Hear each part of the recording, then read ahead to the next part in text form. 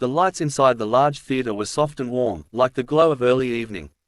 They did not rush. They rested quietly over the seats, the stage, and the long aisle that led towards something unknown. People filled the room with low voices and gentle movement.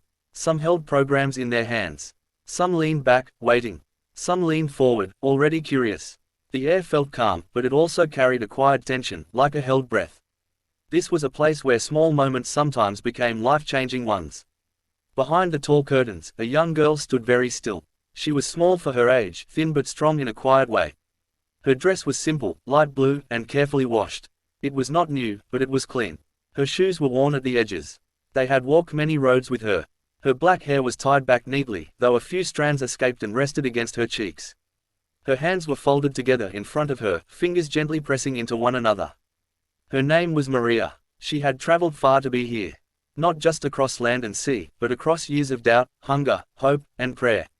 Her village in the Philippines was close to the ocean. The water there could be kind or cruel. Her family lived in a small wooden house with a tin roof that sang loudly when it rained. Sometimes the sound was comforting. Sometimes it was frightening. Maria closed her eyes and listened to her own breathing. In her mind, she could see her mother's face. Tired eyes, a soft smile, hands that worked every day and still reached out with love every night. Her father had been gone for many years, lost to illness when Maria was still very young. His voice lived only in memory now. But her mother's voice was always present. It told her stories. It taught her prayers. It reminded her to be thankful even when there was little to be thankful for.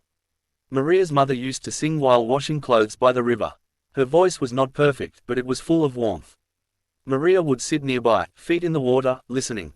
That was where Maria learned that singing was not about being loud. It was about being true. A gentle tap on the shoulder brought Maria back to the present. A staff member smiled kindly and pointed toward the stage. It was time. Maria took one slow step forward. The curtain opened. The stage felt wide and bright, but not cruel. The lights did not blind her. They simply revealed her. She walked to the center and stopped. The microphone stood tall, waiting. The audience grew quiet, one sound at a time, until silence filled the room like a soft blanket. At the judges' table sat Simon Cowell. He leaned back slightly in his chair, arms resting comfortably. His expression was calm, professional, and distant in the way that came from years of seeing many performances. He had learned to protect his heart, or at least he believed he had. Beside him were other judges, watching with interest. But Simon's eyes were the ones many people watched. They always were. Simon looked at Maria and raised his eyebrows just a little. "What's your name?" he asked. "My name is Maria," she said. Her voice was quiet but clear. "And where are you from, Maria?"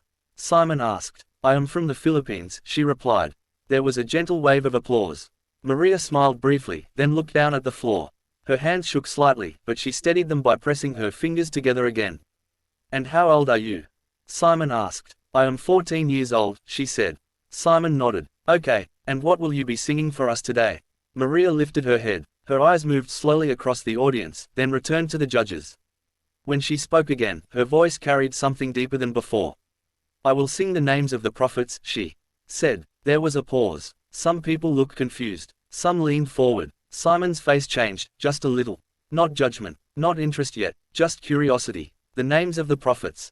Simon repeated. "Yes," Maria said softly. "And why did you choose that?" he asked. Maria took a breath. She did not rush her answer. "In my home," she said, "we pray every day. When there is no food, we pray. When there is sickness, we pray. When there is fear, we pray. The names of the prophets remind me that many people before us suffered, believed, and kept going. When I sing their names, I feel strong. I feel like I am not alone." The room felt different now. Quieter, heavier. Simon nodded slowly. "All right," he said. "Whenever you are ready." The music began very gently. It was not loud. It was not dramatic. It was simple, like a slow heartbeat. Maria closed her eyes again. This time, she did not open them. She began to sing. Her voice was soft at first, almost like a whisper. She spoke the first name with care, giving it space. Each sound was clear. Each word was respected. The melody moved slowly, allowing each name to rest in the air before the next one arrived. As she sang, the audience leaned into the sound without realizing it. Her voice did not try to impress. It did not reach upward with force. It reached inward. She sang the names as if she were calling old friends. As if she were honoring memories passed down through generations. There was no rush. Time seemed to stretch, becoming gentle and wide. Simon sat very still. He had heard many voices in his life. Powerful voices. Trained voices. voices that reached high notes and broke records. But this voice did something else. It moved quietly, opening doors he did not know were still there. Maria's voice carried the weight of long walks to school, of empty plates, of candlelight prayers during storms. It carried her mother's tired hands and her father's absent presence. It carried the sound of rain on a tin roof and the hope that tomorrow might be kinder than today.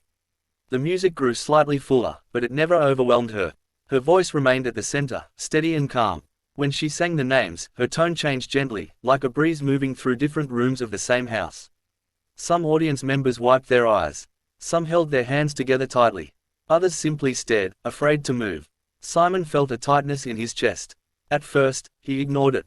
He told himself it was just another emotional performance. He had seen many, but the feeling did not leave. It grew. It spread. He remembered his own childhood. The long hours. The pressure. The moments of doubt. He remembered standing in rooms where people judged him before he had the chance to speak. He remembered how lonely success could feel. Maria sang another name. Simon's eyes softened. His jaw tightened slightly. He swallowed. He did not know when the first tear formed. He only knew that suddenly, his vision blurred. He blinked, surprised. He looked down, hoping no one noticed. But the tear fell anyway, landing quietly on the table. Maria continued. Her voice did not shake. It did not break. It remained steady, like a hand reaching out and saying, "I am here." The final name was sung with a long, gentle note. Maria let it fade naturally, without forcing an ending. The music slowly disappeared, like a candle being blown out with care. Silence followed. It was not the silence of confusion. It was the silence of respect. Maria opened her eyes. For a moment, no one moved. Then, slowly, the audience stood. The applause did not explode. It rose like a wave, steady and full. It surrounded Maria, lifting her without pushing. Simon stood as well. He did not clap right away. He placed his hand over his mouth, then over his chest.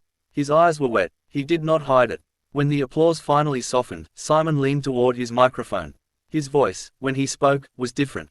Quieter. More human. "Maria," he said, pausing. "I don't really know how to explain what just happened." He took a breath. "I've heard thousands of singers. But what you did, it wasn't about singing. It was about truth. And faith. And courage." Maria listened, her hands still folded. Her eyes were wide, but calm. "You didn't come here to show off," Simon continued. "You came here to give something. And you gave it completely." He stopped again. His voice caught. "I don't cry easily," he said, almost to himself. "But you made me remember why this matters."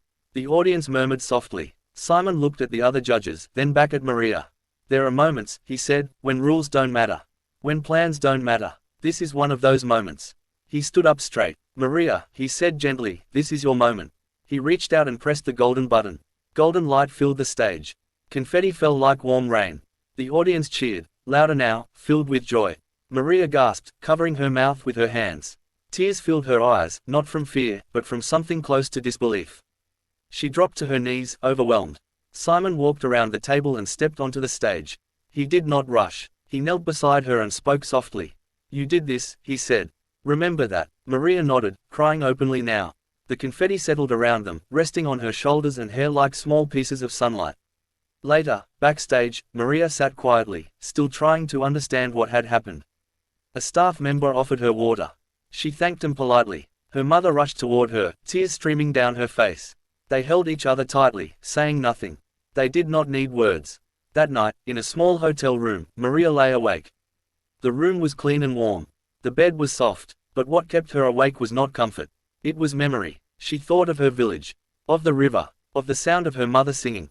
She thought of how one moment could change a path, but not erase where you came from. She whispered the names again, quietly, like a prayer. In the weeks that followed, Maria practiced every day. She did not try to become someone else. She did not chase applause. She sang the way she always had, slowly and with care. She called her mother every night. She listened. She remembered. Simon watched her rehearsals sometimes. He did not speak much. He simply listened. Something inside him had shifted, and he did not want to rush it back into place. On the night of her next performance, Maria stood on stage again. This time, she was not afraid. She understood now that fear and courage could live together. She sang again, not the same song, but the same truth. And somewhere in the audience, someone felt less alone. That was the real golden moment.